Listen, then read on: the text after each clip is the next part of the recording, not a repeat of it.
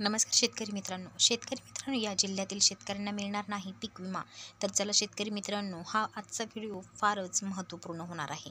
तर शेतकरी मित्रांनो, आता या व्हिडिओमध्ये शेवटपर्यंत राहा. कुठं न स्किप करता व्हिडिओला लाईक आणि शेअर सबस्क्राईब नक्की करा. तर शेतकरी मित्रांनो, मराठवाड्यातील 59 तालुक्यांमध्ये खरीप हंगामात निर्णय झालेल्या दुष्काळी परिसरामुळे 427 मंडळातील पिके वळू गेली आहेत.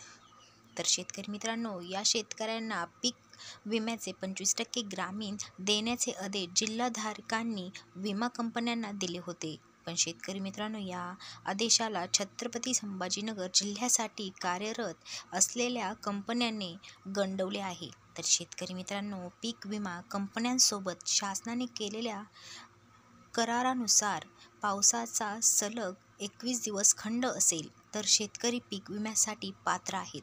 पण शेतकरी मित्रांनो, जालना जिल्ह्यातील 8 तालुक्यांतील 57 कृषी मंडळे, छत्रपती संभाजीनगर जिल्ह्यातील 4 तालुक्यांमध्ये 20 मंडळ, बीड जिल्ह्यातील 11 तालुक्यातील 56 मंडळे यासह अनेक मंडळात दुष्काळी परिस्थिती होती. संबंधित जिल्हाधिकाऱ्यांनी विमा कंपन्यांना आदेश देऊन शेतकऱ्यांना पीक विम्याची 25% ग्रामीण रक्कम तात्काळ वितरित करण्याचे आदेश दिले आहे. तर शेतकरी मित्रांनो, छत्रपती संभाजीनगर जिल्ह्यातील 2,72,248 शेतकऱ्यांना 75,27,91,000 रुपये देण्याचा आदेश करण्यात आलेले होते. शेतकरी मित्रांनो, विमा कंपन्यांना बंधनकारक होते, कारण आता मित्रांनो मात्र एम.एस.